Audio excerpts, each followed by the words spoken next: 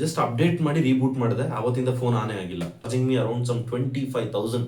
One of the worst customer service. Nothing phone ತಗೊಂಡಿದ್ದೀರಾ ಇಲ್ಲಾಂದ್ರೆ ತಗೊಳಕ್ಕೆ ಯೋಚನೆ ಮಾಡ್ತಿದ್ದೀರಾ ಅಂತ ಹೇಳಿದ್ರೆ ಜಸ್ಟ್ ಒಂದು 2 ನಿಮಿಷ ಟೈಮ್ ಕೊಡಿ, ತಗೋಬೇಕಾ ಇಲ್ವಾ ಅಂತ ಹೇಳ್ಬಿಡ್ತೇನೆ. ಫಸ್ಟ್ ಥಿಂಗ್, 3 ವರ್ಷದ ಜರ್ನಿ, ಆಲ್ಮೋಸ್ಟ್ 700-800 ವೀಡಿಯೋಗಳು ಮಾಡಿದ್ದೀನಿ ಇದೇ ಫೋನಲ್ಲಿ. ಆ್ಯಂಡ್ ನನ್ನ ಯೂಟ್ಯೂಬ್ ಜರ್ನಿಯಲ್ಲಿ ಆಲ್ಮೋಸ್ಟ್ 1K ಸಬ್ಸ್ಕ್ರೈಬರ್ ಕೊಟ್ಟಿದ್ದಂಥ ಫೋನ್. ಈ ಫೋನ್ ಜೊತೆ ಲೈಕ್ ತುಂಬ ಮೆಮೊರೀಸ್ ಇದೆ. ಆ್ಯಂಡ್ ಈ ಫೋನ್ ತಗೊಳ್ಳೋಕ್ಕೆ ತುಂಬ ಕಷ್ಟ ಕೂಡ ಪಟ್ಟಿದ್ದೀನಿ ಆ ಮೂಮೆಂಟಲ್ಲಿ. ಏನೂ ಆಗಿಲ್ಲ, not even single scratch. If in case ನೀವು ನೋಡಿದ್ರೆ ಚೆಕ್ ಮಾಡ್ಕೊಳ್ಳಿ ಒಂದೇ ಒಂದ್ಸಲಿ ಫೋನ್ ಕಂಡೀಷನ್ ಹೆಂಗಿದೆ ಅಂತ. ಓಕೆ, ಫೋನ್ ರಿಲೀಸ್ ಆದಾಗ ತಗೊಂಡಿದ್ದು ಆಲ್ಮೋಸ್ಟ್ 3.5 ವರ್ಷ ಯೂಸ್ ಮಾಡಿದ್ದೀನಿ. ಒಂದು ದಿನ ನಂಗೆ ಲ್ಯಾಗ್ ಅಂತ ಅನಿಸಿಲ್ಲ. Camera quality peak, video quality peak. Because ನೀವು ನೋಡಿರೋ ಯೂಟ್ಯೂಬ್ ವೀಡಿಯೋಸ್ ಎಲ್ಲ ಇದರಲ್ಲೂ ತೆಗ್ದಿರೋದೆ. ಈಚ್ ಆ್ಯಂಡ್ ಎವ್ರಿ ವಿಡಿಯೋ ಇದರಲ್ಲಿ ತೆಗೆದು ಶೂಟ್ ಮಾಡಿ, ಇದರಲ್ಲೇ ಎಡಿಟ್ ಮಾಡಿ ಇದರಲ್ಲೇ ಶೂಟ್ ಮಾಡಿರೋ ವಿಡಿಯೋಗಳು. ಆ್ಯಂಡ್ ಮೈಕ್ ಯೂಸ್ ಮಾಡ್ದಿರಾ ಎಲ್ಲ ಇದರಲ್ಲೇ ತೆಗ್ದಿರೋದು. ಸೊ ಜಸ್ಟ್ ಇಮ್ಯಾಜಿನ್ ಮಾಡ್ಕೊಳ್ಳಿ ಈ ಫೋನ್ ಜೊತೆ ನನಗೆ ಅಫೆಕ್ಷನ್ ಎಷ್ಟಿತ್ತು ಅಂತ. ಏನಿಲ್ಲ, ಜಸ್ಟ್ ಸೆಕ್ಯೂರಿಟಿ ಅಪ್ಡೇಟ್ ಬಂದಿತ್ತು, ಒಂದು 70-80 MBದು ಅಷ್ಟೇ. ಲೋಕಲ್ ಶಾಪಲ್ಲಿ ಕೊಟ್ಟರೆ ಮುಗ್ದಿದೆ ಕತೆ. ಲೈಕ್ ಆಲ್ಮೋಸ್ಟ್ 1% ಕೂಡ ಇಲ್ಲ ಸರ್ ರಿಪೇರಿ ಮಾಡೋಕ್ಕೆ ಅಂತ ಹೇಳಿದ್ರು. ಫೈನ್ ಅಂತ ಹೇಳ್ಬಿಟ್ಟು ನಥಿಂಗ್ ಶೋರೂಮ್ಗೆ ಹೋದೆ.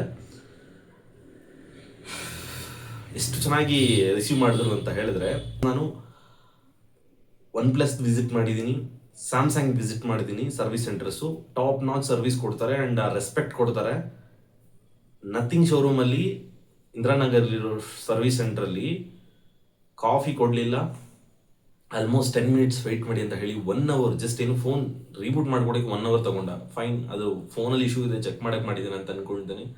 Can I use a washroom ಅಂತ ಹೇಳಿ ಅಲ್ಲೊಬ್ಬ ಹುಡುಗನ್ ಕೇಳಿದ್ರೆ, sir this only for the staff ಅಂತ ಹೇಳ. ಎಲ್ಲ ಬಿಟ್ಬಿಡಿ, ಒಂದು ಟ್ವೀಟ್ ಆಗದೆ ಟ್ವಿಟರಲ್ಲಿ ನಥಿಂಗ್ನ ಹ್ಯಾಂಡಲ್ನ ಮತ್ತು ಅವರು ಕಾಲ್ಪಿನ ಏನೋ ಟ್ಯಾಗ್ ಮಾಡಿಬಿಟ್ಟು ಇದುವರೆಗೂ ಇನ್ನೂ ರಿಪ್ಲೈ ಬಂದಿಲ್ಲ. ಅಟ್ಲೀಸ್ಟ್ ಒಂದು ಅಪಾಲಜಿ ಮೇಲ್ ಬಂದಿಲ್ಲ. ಲೈಕ್ ಆ ಮೂಮೆಂಟಲ್ಲಿ ಸಮ್ 36,000 ಕೊಟ್ಟು 4,000 ಇದು ಅದೇನು ಚಾರ್ಜರ್ ಕೊಡಲ್ಲ ಇವರು. ಓಕೆ, ಆಲ್ಮೋಸ್ಟ್ 40,000 ಖರ್ಚು ಮಾಡಿ ತಗೊಂಡಿದ್ದೆ. ಆ ಮೂಮೆಂಟಲ್ಲಿ ನನಗೆ ಆರಾಮಾಗಿ 14 ಇಲ್ಲ 15 ಸಿಗ್ತಾ ಇತ್ತು. ಬಟ್ ಈ ಫೋನು ಮತ್ತು ಕಾಲ್ಪಿ ಮತ್ತು OnePlus ಇಂದ ಬಂದಿದ ತಕ್ಷಣ ಈಸ್ ಡೂಯಿಂಗ್ ಸಮಥಿಂಗ್ ಅಂತ ಹೇಳ್ಬಿಟ್ಟು ಒಂದೇ ಒಂದು ನಂಬಿಕೆ ಮೇಲೆ ತಗೊಂಡಿದ್ದೆ ಫೋನ್ ಇದು.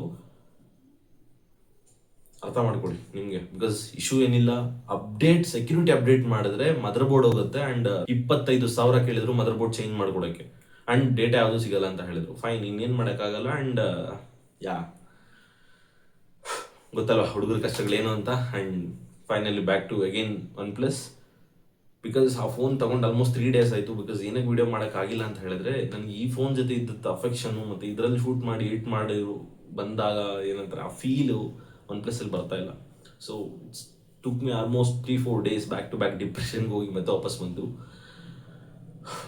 ಎಲ್ರಿಗೂ ಗೊತ್ತು, ಹುಡುಗರು ಒಂದ್ಸಲಿ ಫೋನು ಇಲ್ಲ ಅವ್ರ ಬೈಕು ಅಡಿಕ್ಟ್ ಆದರೆ ಅದು ಒಂದು ಹುಡುಗಿಗಿಂತ ಡೇಂಜರು, ಅಷ್ಟು ಅಡಿಕ್ಟ್ ಆಗ್ತಾರೆ. ಸೇಮ್. ಸೊ ಇದನ್ನು ನಾನು ಲೈಕ್ ವಾಪಸ್ ಯಾರಿಗೂ ಕೊಡೋದಿಲ್ಲ, ಏನೂ ಮಾಡಲ್ಲ.